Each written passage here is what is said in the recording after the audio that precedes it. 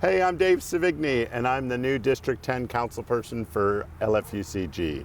And today I'm here with Erin Evans, who is, she works for LFACC, which is Lexington Fayette Animal Care and Control. Is that correct? That is correct. Yeah. How long have you worked for them? I have been there a little shy of 10 years. 10 years. You've Yeah. probably seen a lot. Absolutely. You have. Yes. Well, we're here today to talk about coyotes. Or is it coyotes? Either one you want to say. It depends about how many you're talking about. Okay, all right. Well, let's call up coyotes for today. Tell me, we've had an issue here in the neighborhood, and we're seeing a lot more of them. Mm-hmm. Is it different than any other year? Actually, it is more prevalent as far as sightings go, and it is actually going to become more sightings. So upon March, April, you'll start to see more and more sightings when it comes to breeding season and stuff like that, and the moms are having their cubs. So is that what causes, is breeding season generally the reason why we're seeing more of these? Well, I think the reason that we're having more sightings is just because of development. We're kind of pushing into their territory, and they're making do. They're coexisting with us. So. Do coyotes have any sort of natural predator? Well, I mean, besides humans, I'm sure that they do. Yeah. But when it comes to the small rodents and stuff like that, rabbits and things, they're the predator in the situation. So. Okay. Yeah. All right. Well, it's good to know. Today we're standing in front of a park at Beaumont, which is a naturalized area where we've seen quite a few of them in the last month. And it's a beautiful park, but we do share it with our animal neighbors. Our coyotes, what type of areas would they live in this space? We have grasslands, we've got bushes and things like that. Where would we find them? Yeah, so I mean, it is conducive. Any type of, hollowed out tree stumps, they dig their dens and burrow into hillsides, shrubbery, anything where they can, get cover. We're also just on the other side of Parker's Mill too, which is pretty rural. So you're going to see them come into these areas just because they are opportunists. They're going to look for a food source. So that's kind of why, like I said, we're seeing more and more sightings because they want the free meal. Do they pose a danger to your pets? If your kids are in the backyard, in a fenced-in backyard, playing? What should people be aware of? Well, there's a couple different things to look for. So obviously, typically they are nocturnal. Now, just because you see one in the daylight hours doesn't mean there isn't, something necessarily wrong. Yeah. When it comes to fencing, there are certain types of fencing that can be purchased. Unfortunately, it's quite a big cost as far as keeping them out of your backyards. But honestly, it's just a matter of staying vigilant. Being aware of your surroundings. When you do spot one or see one, just make sure that it's just that. Don't try to approach, don't try to pet or feed or encounter them in any way. You always want to make sure that you are keeping your dogs on a leash, especially on these walking trails out here. That way you have control over your pet, and hang on to your leashes pretty tight too, just in case they try to, get away from you. Besides that, is there something that you've seen people do that probably is counterproductive? Well, yeah, absolutely. So it is important to make sure that your trash is placed in the proper receptacles. Keeping your property cleaned up as much as possible. When you have brush and shrubbery like this in your backyard, that's opportunity for, a den, whatever it is that they do in regards to that. Even feeding your cats outside, outside cats, feral cats in the neighborhood, it's just going to promote not the garbage itself or even the bird seed, but the remnants on the ground is what the rodents are going to be attracted to. And then that in turn is the coyote's food source. So, just keeping everything neat and clean and tidy would help tremendously. And is this something that, do we see more activity basically from January through March than we're going to see for the rest of the year? Not necessarily. It's hard for me to say specifically, just because with animal control we are limited when it comes to wildlife. Right. If something does appear to be sick or injured or just not acting right, usually that's when we are able to step in. Okay. So that brings up a great point. Yeah. Because people, what I've learned is people do think that we might be the solution to all problems as a city government. Yeah.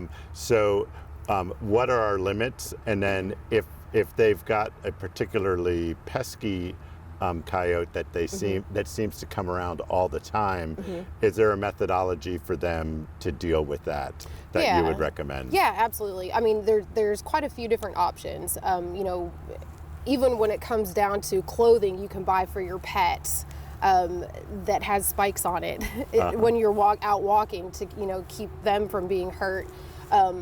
But there are licensed wildlife removal companies. This is what they do, and they're good at their job.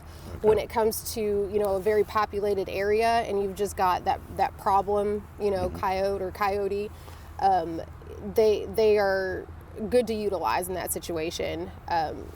Even having trappers come in, and stuff like that. As a property owner, there is a state law when it comes to being able to control the wildlife on your property, and you have the right to do so. Not shooting within city limits, but there's a lot of options. I've gotten several emails that are about coyotes and coyotes in residential areas, and it's interesting that everyone's got a different perspective on it. There are people that are afraid of them. There are people that are very welcoming to the fact that they have wildlife in their community. So it affects everybody a little bit differently. I would encourage you to, I'm going to put up a list of the places and resources that you can call if you feel like you have a real issue with a problem coyote in your property. And of course, obviously too, if you do feel like something is sick or injured, if you are watching this particular animal and it's maybe spinning in circles or something of that nature, or it's been in the same spot the entire day, definitely give us a call and let us know. That is, like I said, that's the point where we can step in and kind of handle that. Super. And how many folks work for LFACC? There are quite a few between our kennel staff and our officers and commanders and stuff like that. I don't have an exact number for you just because we do have a lot of turnover. It's not a job for everybody. But as of right now, I believe we have 9 officers out on the road. Great. Yeah. And are you guys considered sworn officers for?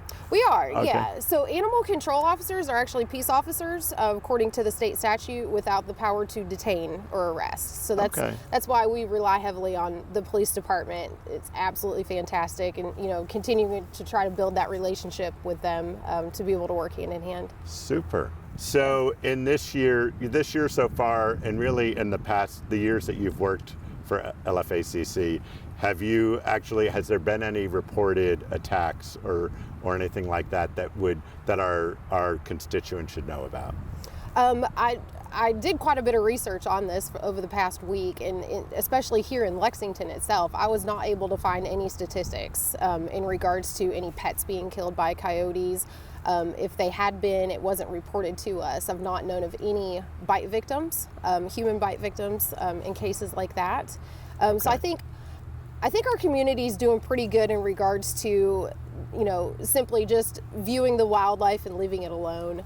Sure. If you ever were to find yourself, confronted or head to head, what do you recommend? Yeah, what I've been reading, especially on the Kentucky Fish and Wildlife website, is obviously never turn your back. I mean, that's the same with a loose dog out in the field as well. Don't ever turn your back, and then try to remain as calm as possible. I know sometimes situations make it very hard, but if this coyote does start to approach, the idea is to make yourself very big, make very loud noises, and be very scary, because we want them to keep that fear of humans so they do keep their distance. That's great point.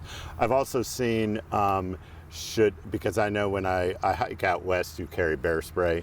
Like, do you think you need something that extreme, or do you feel like It depends on the person. Yeah. I feel, when I go running in the parks and stuff like that, especially if it is toward dusk, Yeah. I keep on my person what I need to Yeah. feel comfortable and protect myself. But so I've heard a lot of good things about an actual air horn, just the tiny little canister that you have.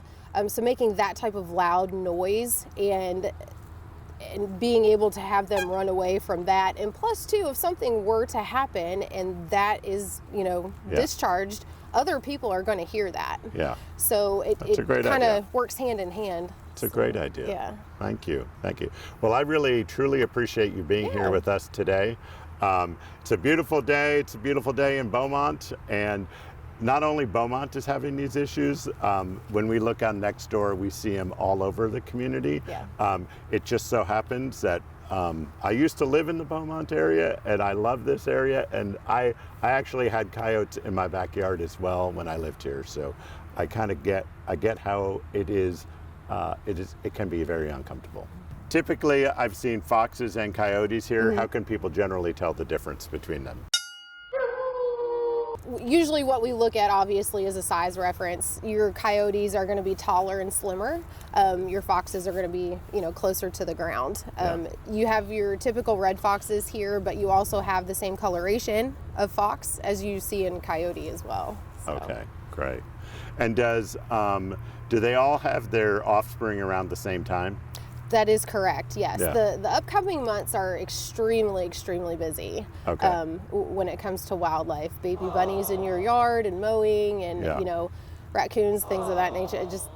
Everybody's having their babies. Yeah, thank you.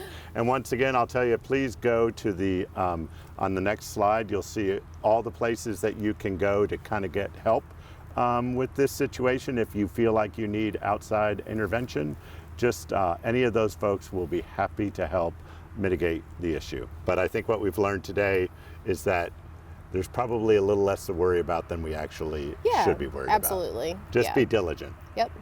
I really appreciate your time today. District 10's the best, and glad that you could be with us.